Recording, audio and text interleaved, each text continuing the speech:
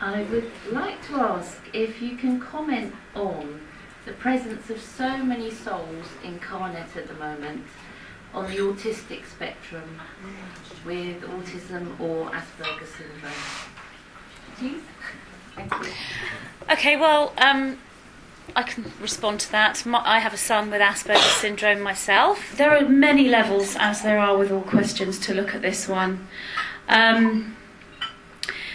When we incarnate as a physical being, we are intrinsically whole, and that is the case with anyone who's born with any disability.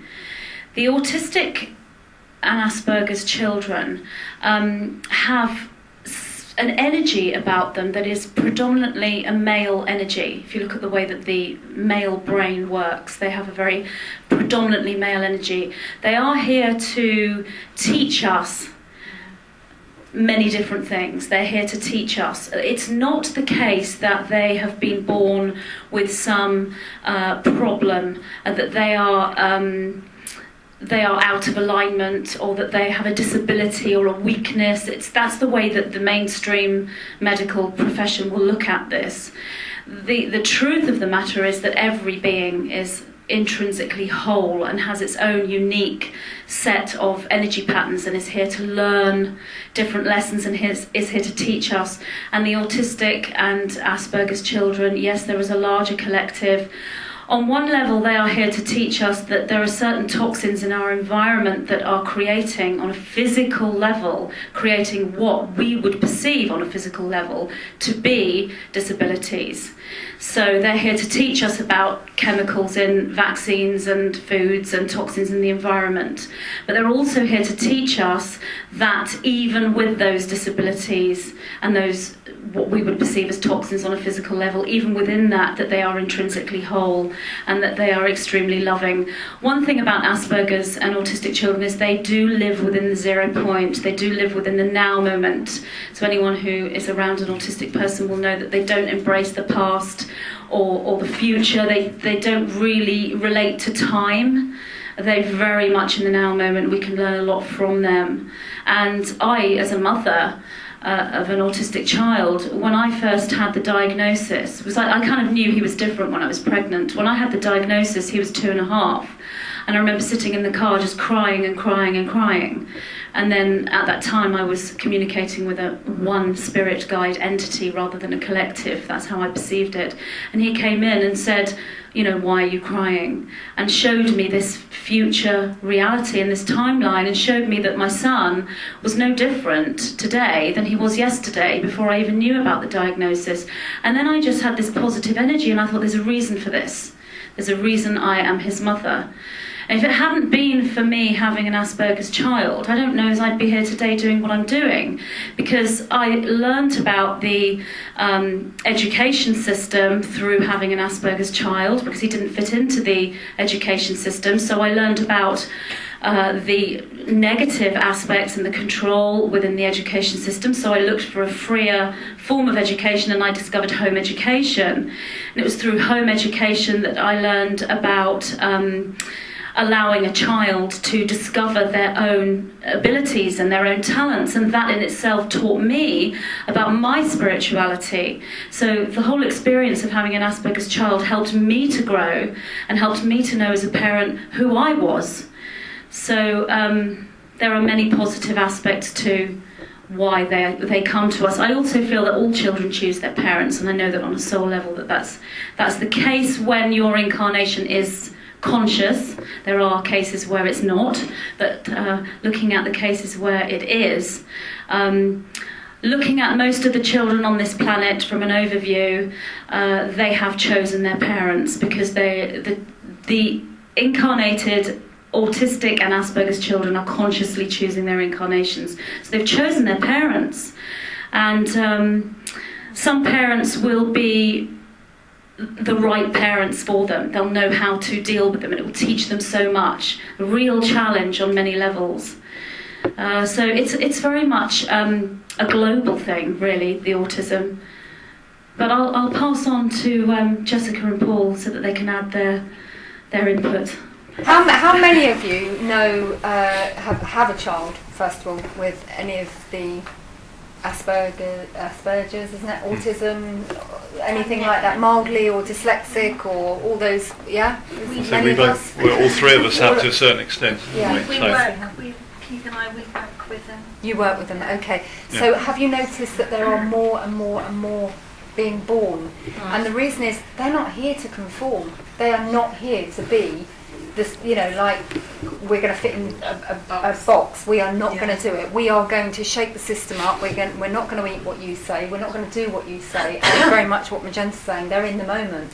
So it's very much this wave of them, and there is a wave of them, there's no doubt about it. We come in soul groups, and there's a huge soul group coming in, that are changing the system. They're not going to conform. And smart as a button, all of them, aren't they? Do you know? Yeah, absolutely. They're really smart, but can you get them to actually conform? Do this? No, not going to do it. Why?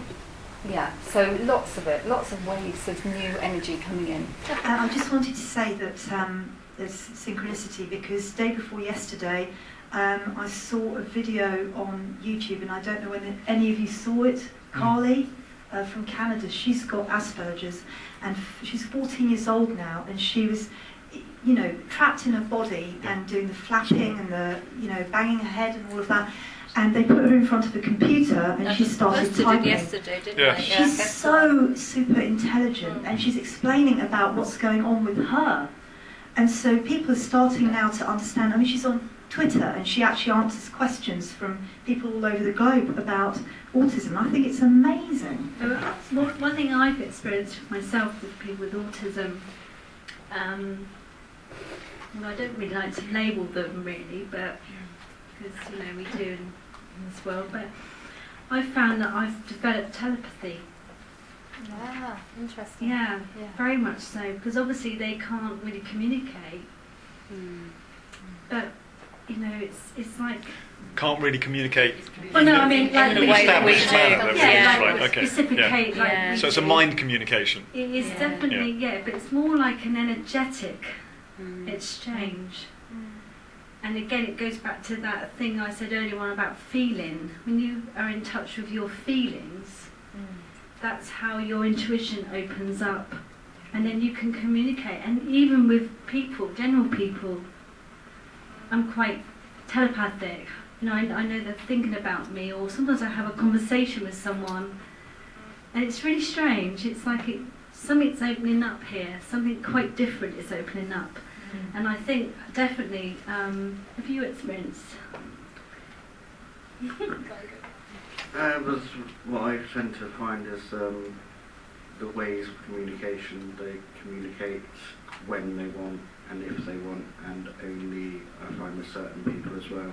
And I think they connect with people that will understand and have that different view.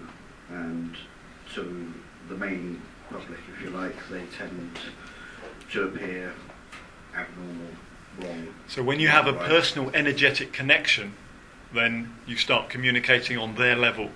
Yes, Yes. and I feel that they recognise the Yes. person they can trust, communicate with, who will actually understand what they're... So we understand between ourselves when we get on with somebody and when we don't get on with them. Yeah. But they're doing it more on a feeling level, Yeah. and on a deeper level. Yeah. Because on a soul level, certainly from an as you said, from an autism point of view, you are feeling the energies going through you in terms of how you're projecting that version of them in front of you.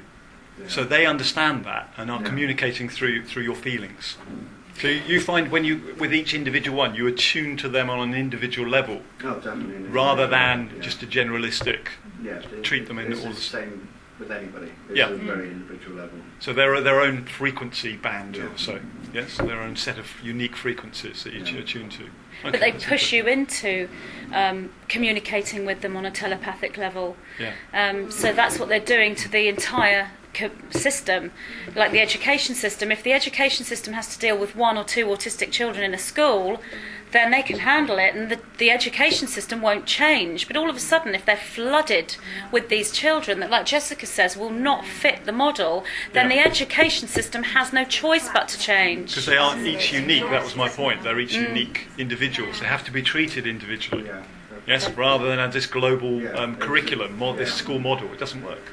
School models never work. No, well, okay. It's interesting you were saying about the video you posted about an autistic child using a computer. Because I read a book about 20 years ago. They used to use a facilitator back then. It was like a typewriter. And the autistic child would guide their hand and press down a key and could write. And there was an autistic girl who was very trapped in her body. She couldn't communicate at all. She was deeply autistic. But when she got on the facilitator, although it took a long time, she could use the words. It was the parents felt it was a miracle because she was writing things like who she was in her past life, why she was here, how she'd known Jesus Christ and wanted to know where he was and how she could reconnect with him. And all the time she's displaying autistic physical tendencies like screaming, and she'd say, I didn't want to scream. There's a person trapped inside me. I didn't want to scream. But what was so interesting is the government took the facilitators off these children and took them away, to the point where, when this book was written, there was something like 1 or 2 in existence. They were removed from them. So now we have computers. Well, they can't be taken away because they're in every household. And my son, who is now 16, I can communicate him to a certain point with him verbally. But if I go on to Instant Messenger and he's in the other room, it's like speaking to a 25-year-old adult. So I can communicate, because it's almost as though the higher self kicks in through the computer with the autistic person. It's like an interface. Yes. Taking this even deeper, depending on which level you want to go to, I'm told from the 9 that there are individuals that incarnate on different colour rays, and one of the rays is the blue ray. And the blue rays have come from planetary systems where organic life fuses with, and Shirley may know about this, organic life fuses with non-organic life, and so these particular types of extraterrestrials are very attuned to machinery and non-organic intelligence, so that when they have chosen to incarnate in human form, they still have memories within their DNA of fusing with non-organic life. So the blue rays, and many of them are autistic, can connect with a computer. That's why many autistic children are computer whiz geniuses.